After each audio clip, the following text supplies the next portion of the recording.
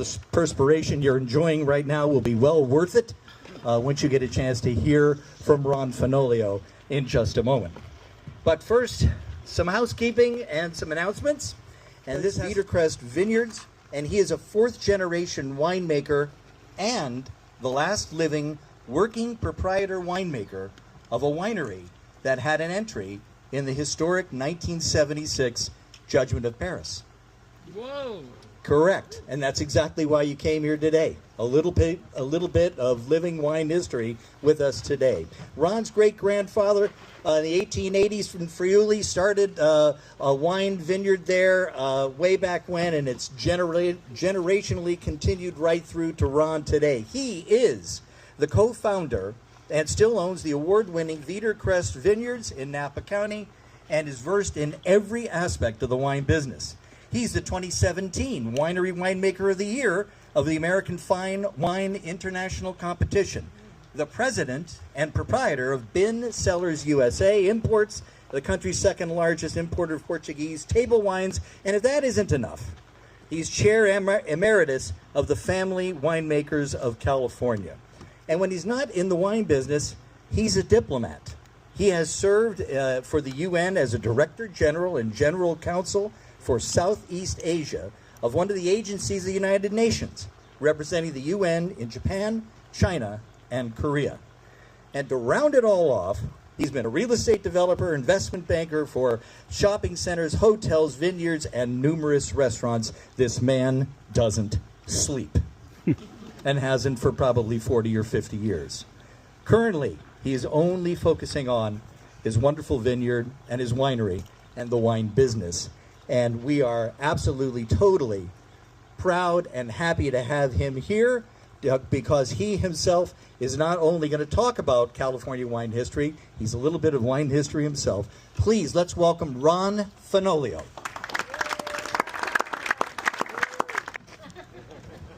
That's probably worse than before I had the mic.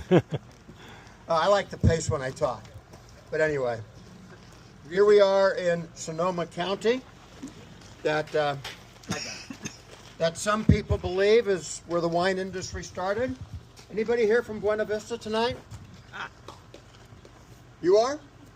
Good, because we're going to debunk the fact that Buena Vista is not number one. That's our starting point.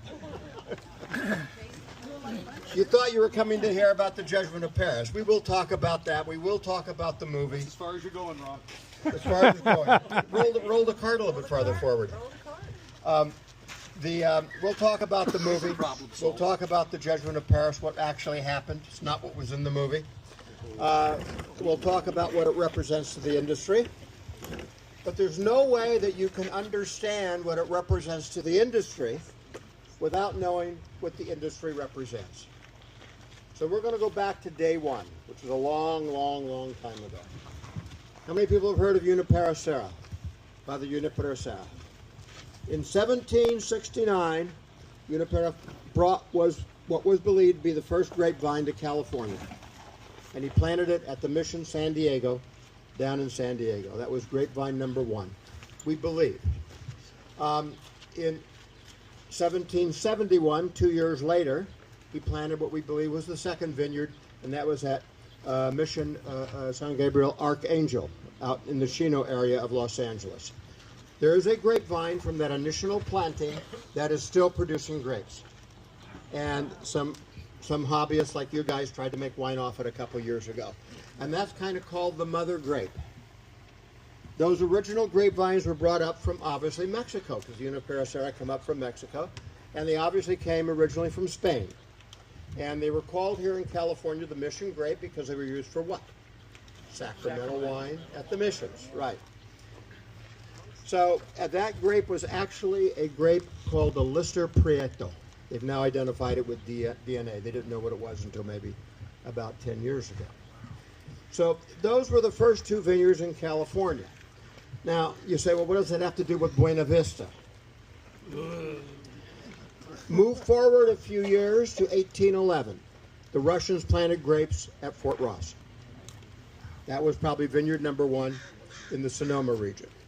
And in 1832, Junipero Serra had died, but his successor who moved here to start the Sonoma mission, obviously planted grapes in downtown, what is now downtown Sonoma, because the mission was there, and he put grapes in the ground there.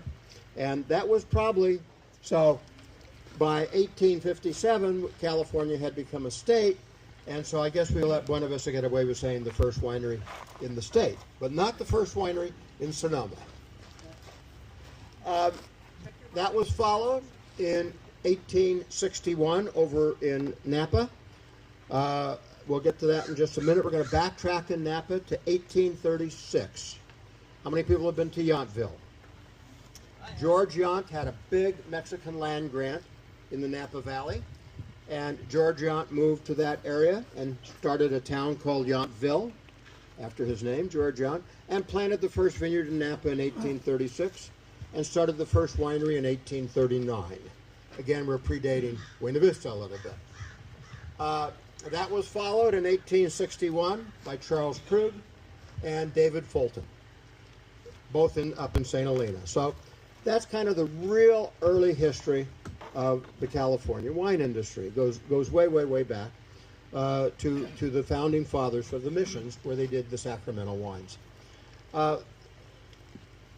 After 1861, we get to about in the 1870s, we had Inglenook started, and we had Mayacamas started. Buena Vista wasn't started until 1900. So the wine industry was growing at a very fledgling rate. Wente was in the 1880s in the Livermore Valley. By 1900, there were 2,500 wineries in America. Today, there's 4,500 in California. So there was 2,500 in America, probably 1,500 to 2,000 in California by the year 1900.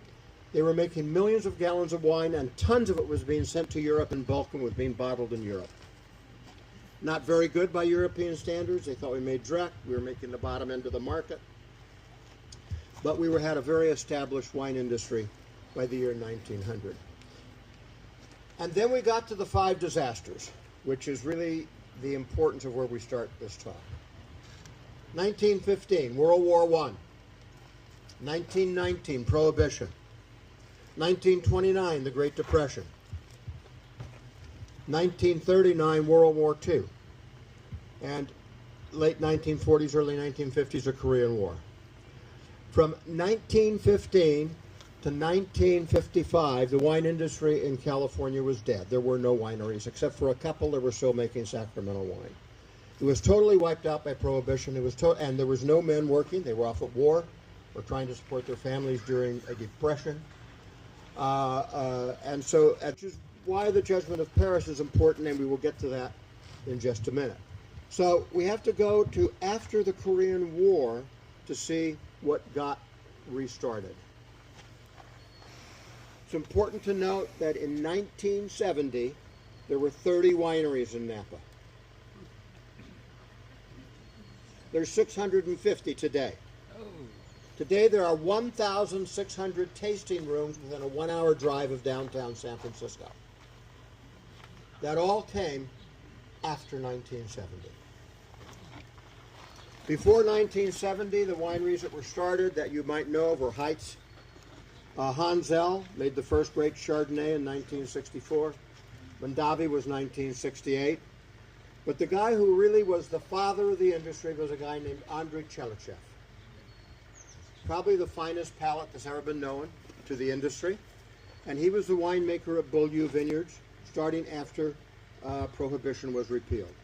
3 wineries really took off after Prohibition was repealed, 1933, and they were all ready to go. And those were Louis Martini, started shipping wine the day after Prohibition was repealed. The Gallo brothers and Andrei Chelichev came to Beaulieu Vineyards. And that was when the industry got a chance to restart. It was no longer illegal or unlawful to make wine. Andrei Chelichev helped start 20 wineries in California and Washington. Now people say, gee, 20 wineries out of 650 is nothing. No, but 20 wineries out of 30 was one hell of an influence in the history of America.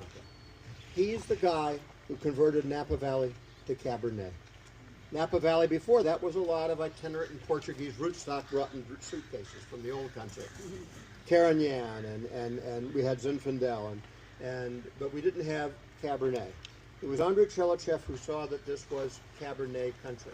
Andrei Chelychev was a Russian by birth, studied at the Pasteur Institute in Paris, was hired at Chateau Margaux, one of the finest wineries in France, took his internship, and the family that started Beaulieu in 1900, auspiciously just a little bit too late because everything shut down a few years later. But they hired Andrei Chelychev to come over here, and he recognized that this area of the world, Napa and Sonoma, were Cabernet country. And you all say, but what about Bordeaux? Bordeaux is Merlot country. Most people don't realize that 65% of the grapes in Bordeaux are Merlot, because Merlot is colder than Napa. Merlot is just a little, Bordeaux is just a little bit south of Paris. We're south of Rome here. Look at a map. So we're hot here, whereas you get them down to 14% alcohol, and that's all the effect of climate. Well, Andrei Chelychev said that makes this Cabernet country, and he was the guy who then worked on converting the vineyards in Napa Valley into Cabernet, and was kind of the grandfather of Cabernet. So we get to 1972. We're almost at the judgment of Paris. We'll get there in a little bit. 1972 was considered the watershed year for Napa wineries. In 1970, I already told you, there were 29, 30, 31 wineries in Napa. 12 were started in 1972. Names you're going to instantly recognize: Cakebread, Camus, Montelena, Stag's Leap, my winery, Veedercrest, my next door winery, Mount Veeder, Spotswood, Clos Duval. Over here in Napa, Chalk Hill, Jordan, and I'll remember the other in a minute that was here over here. There was 3 over here, 12 in the Napa Valley. And that was considered the watershed year for new wineries starting.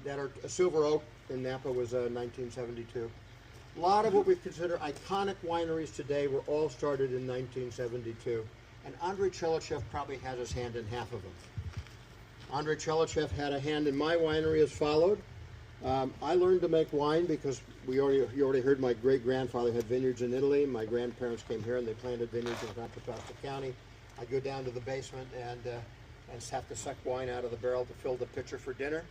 My grandmother always used red tablecloths, incidentally, because my grandfather would take a glass, fill it with the Dago Red from downstairs, stand at the head of the table, pour the glass the length of the tablecloth, and say, "Now the table's dirty, let's enjoy ourselves for dinner." She always had red tablecloths. So I mentioned Charles Krug a minute ago. Charles Krug died in 1890, 1891, 1892. In 1894, James Moffat, think Moffat Airfield down in San Jose. James Moffat bought Charles Krug from the Charles Krug estate, and my great-uncle-in-law was one of the investors with him that bought Charles Krug. My family goes back to 1894 in the Napa Valley. We sold Charles Krug at Prohibition. We didn't think there was any reason to keep it.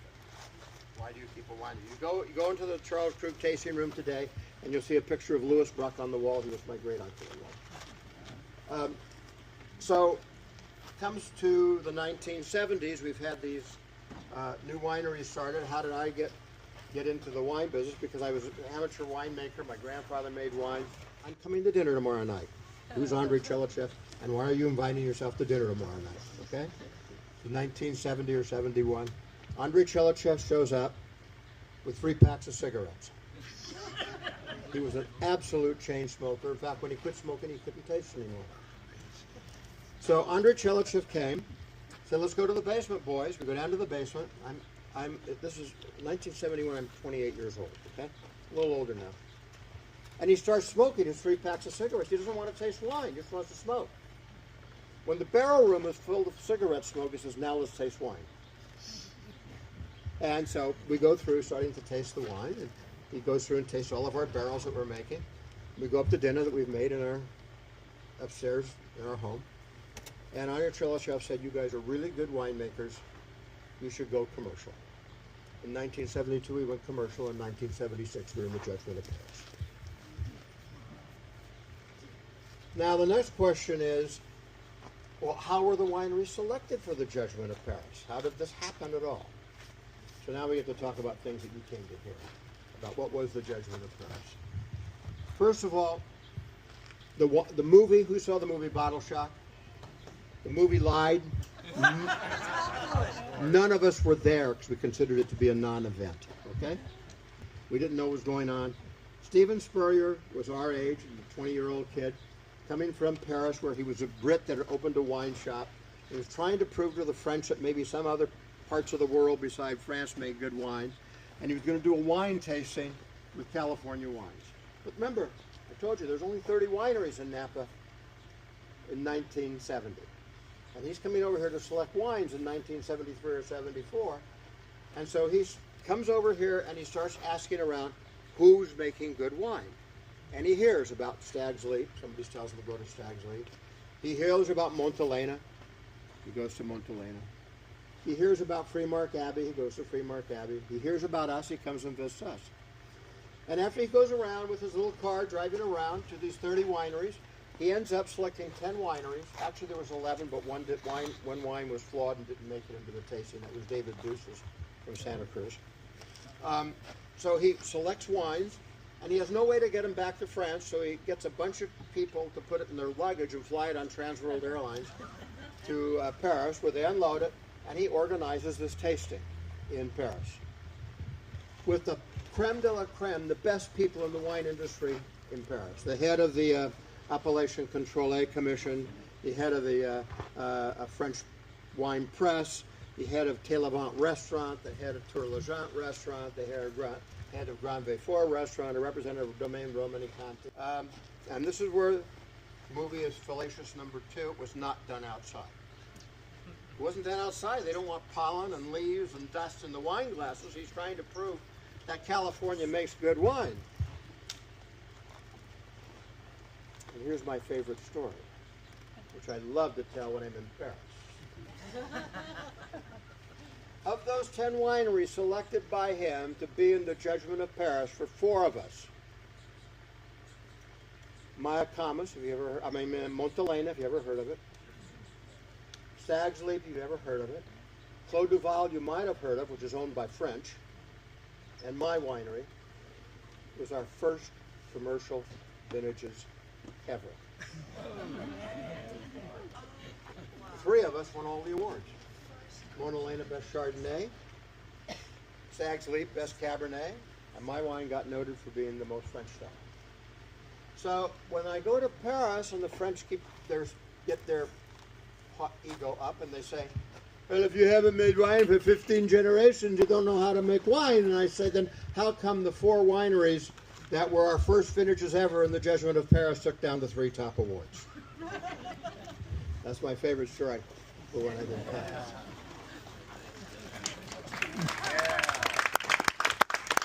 What it did was it made Europe wake up that things were happening over here that they should be paying attention to and maybe be working on improving their qualities or style, making their style a little more American style. I'll tell you a story about American style. I'm the 2nd largest importer of Portuguese wines in America. I also import French and Italian wines. And we had a French wine that we sold about 7 containers, about 10,000 cases. And we weren't getting any reorders after that. And so we decided to do a profile on it. We brought the winemaker over from France and the representative of the company from New Jersey. We had our winemaker. We had the buyer for the trade, for the stores that was there. We had 7 people.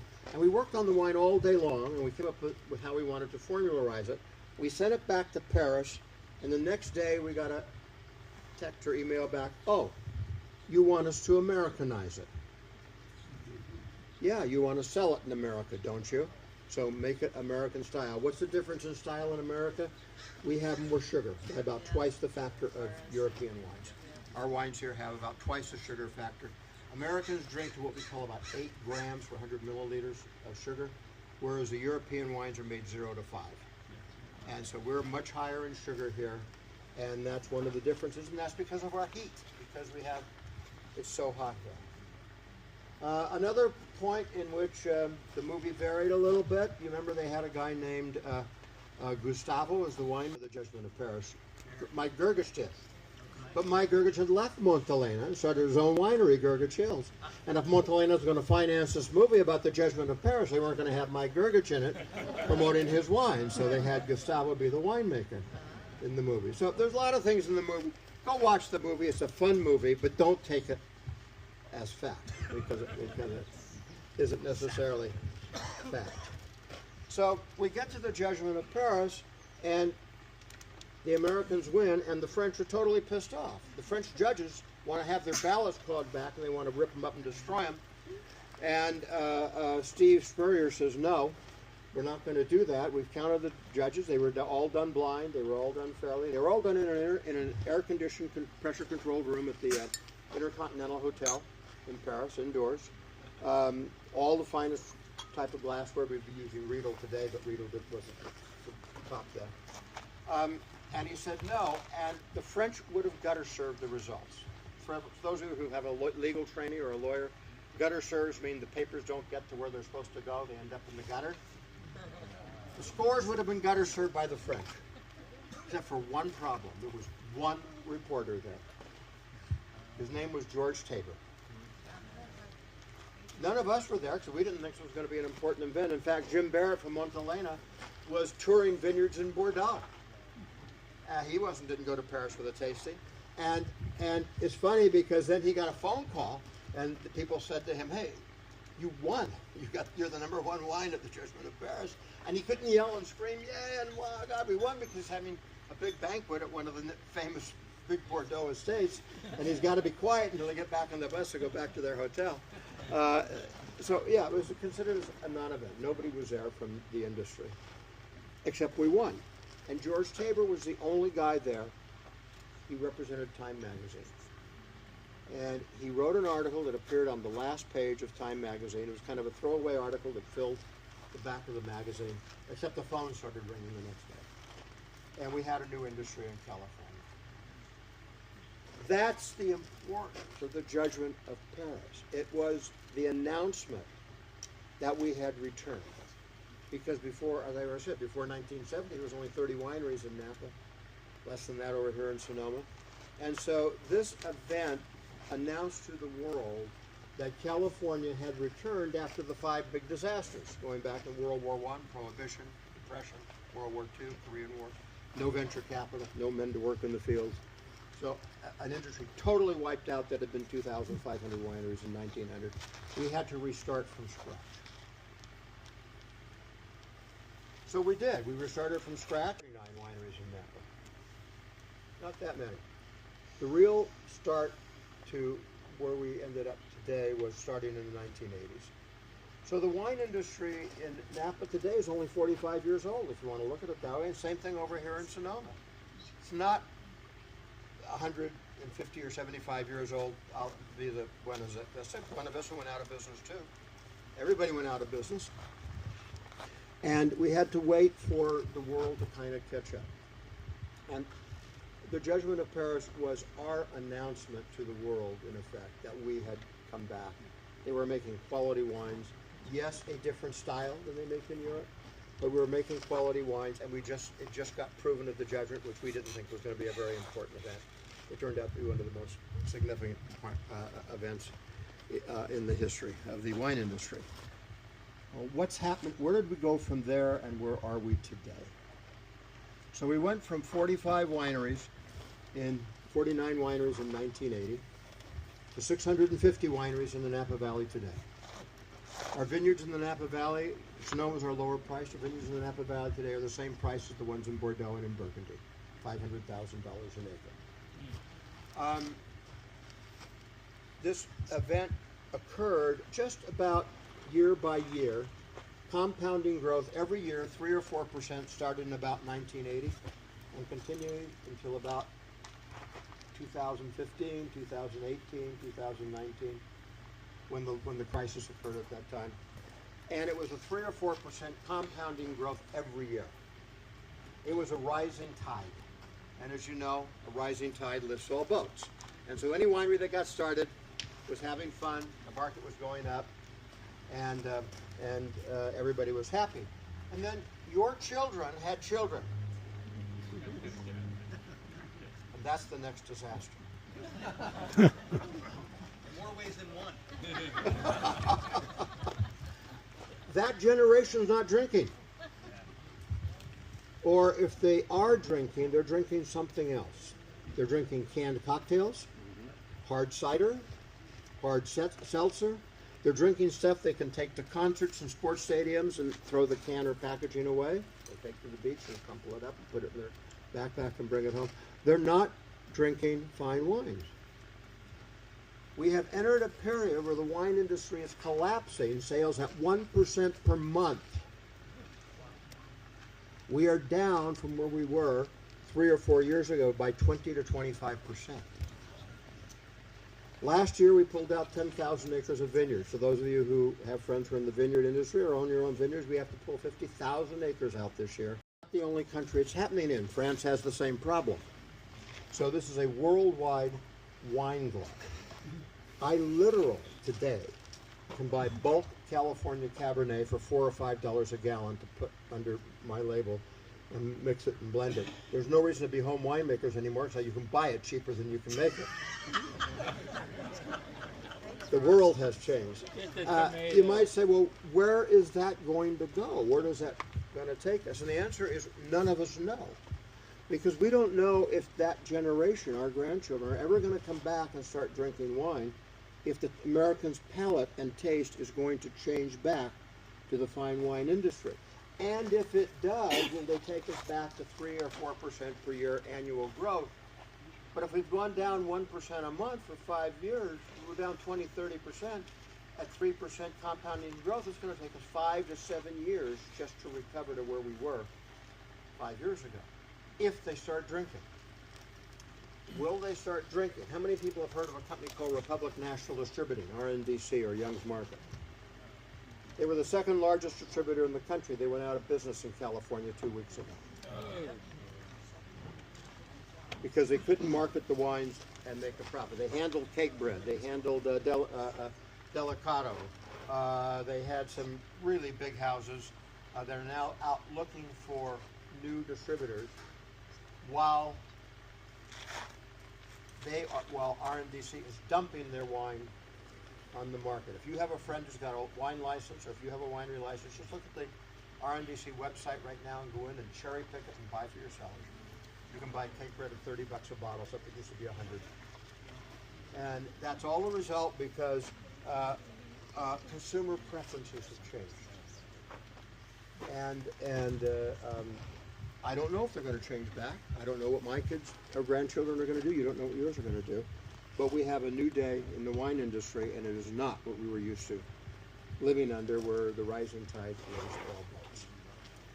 So the importance of the Judgment of Paris was it was us coming back after the industry was 100% wiped out. Most people don't know the industry was 100% wiped out from 1915 to 1955. Now that we had to do a complete restart. We did do a complete restart, and the industry grew phenomenally. We're the largest wine producing region in the world today. California, with 10% of our nation's population, consumes 35% of the hard alcohol and wines and beers. We are a very heavy drinking state. Wine and beer and alcohol, hard liquor, is drunk in Texas, Louisiana, and California. The Deep South and the West Coast. 40 to 50% of all. Wow. And so, California really has to make the adjustment to where we're going to go in the future. I do not know where we're going in the future, as I said, because none of us have that crystal ball. So anyway, a little bit about myself. He was kind enough to tell you.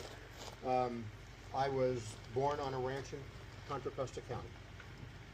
People say, gee, how did you get your palate? Why are you so good at tasting wine? Because when I was growing up, my grandfather would take me out into the field, pick the very ripe apricot off the tree and say, taste this. Said, all the ones that taste and look like this, take into the house for dinner tonight. My grandmother came from Italy, where she worked in a restaurant, her aunt's restaurant, before she came. A marvelous cook. I grew up with fabulous food. He would then take another one off that was firmer. He'd say, taste this. Said, we're picking these as into the grocery store or the cannery, because we picked the ripe ones that taste good, they'll be mush by the time they get there, so we're not sending the ripe ones. We're eating those ourselves. And then he said the other ones go to the cannery. When you were brought up by that in a family where your grandmother had worked in a restaurant, you have a natural